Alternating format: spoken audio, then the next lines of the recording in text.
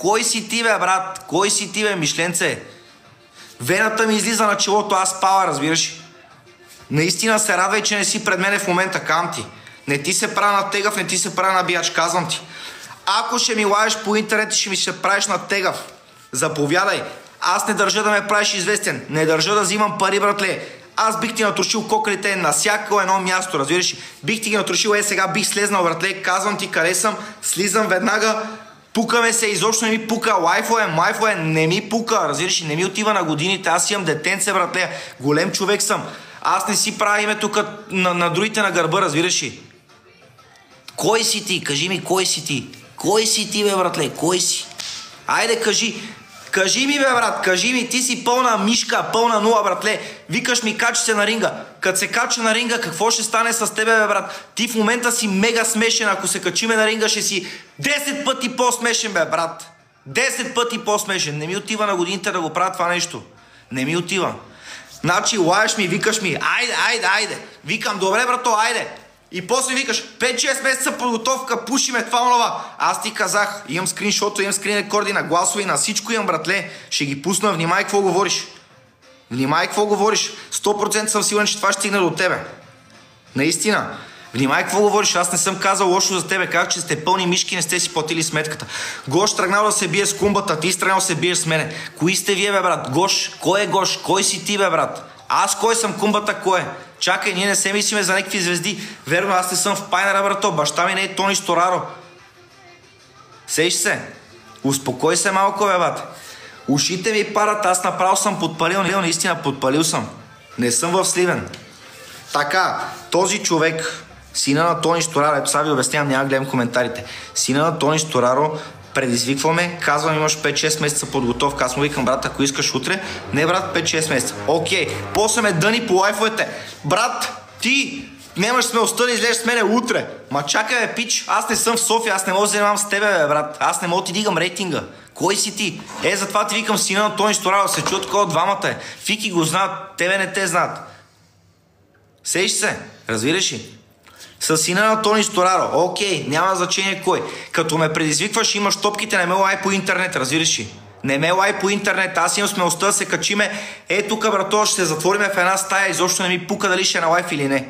Не ме лай, казвам ти, не ме лай. Аз съм бил мишката, ти си мъжкара. Пиши ми на лично съобщение, не ме лай пред хората, бе, брат. Изобщо не се опитвай да ме злепоставяш, защо ще спукам от бой, казвам ти.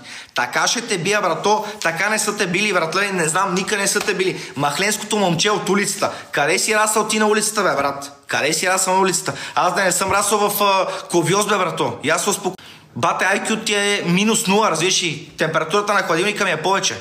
Само това ще ти обясна. Пращаш гласови съобщения, защото не мога да пишеш грамотно. Казвам ти го. Така, ако искаш да се боксираме, намираш един съдия. Изобщо не ми пука, брато, къде ще е. Дали ще е публично, дали няма да е публично. Взимаш един съдия, защото ти бокс не мога да играеш, братле.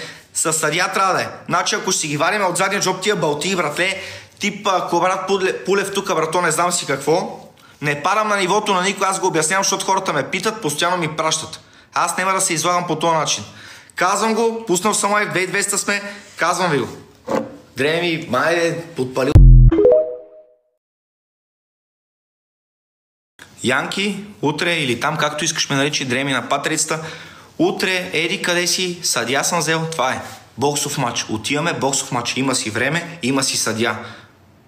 Ако искаш да се биеме на улицата, брато, казваш, аз няма да пускам жалба. Нали си голем тарикат. Пусни едно клипче. Кажи, ще се бия с Янков на улицата. Ако Янков ме набие, няма да пускам жалба. Трябва да го кажеш това нещо. Защото, братленце, малко ми трябва, наистина. Малко ми трябва. Но съм сигурен, че си пълен жалбар. Пълен жалбар си. Затова не съм дошъл там, където си ми казал, разбираш? То ти ми каза в една зала да отидеме, да се биеме, да се боксираме. Виждам те, че си тегъв боксер, с обратен гард да правиш така. Застанал на дюнерите. Той Янков бяга от мене. Той Янков е мишка, той Янков не иска. Ето го, Янков е тука, братле. 2500 парчета сме, Янков е тука, казвам ти го, брат. Не съм ви казвал на вас, не съм поствал, не съм правил нищо, защото не искам да падам на това ниво, но днеска ми преля чашата, наистина. Преля ми чашата. Ако ще правим боксов матч, боксовия матч трябва да бъде с съдия, задължително, защото ще си взема нож в задния джоб и не отговарям. Както и да е. въпреки че вашите песници там с обратния гард, аз видях, че на бой с Янка сте много силен. Бокса ви с Круша го видях, смисъл Крушата победи, няма да коментирам това нещо. Кой съм аз? Кой си ти? Или по-скоро, кой беше ти? Другарче, помощчия, не да се правиш на мъж, когато не си. Викам те, не идваш, бягаш ми, говориш за улица, за ножки. Достатъчно вниманието обърнах. Ще се видим някъде и ще се види наистина кой.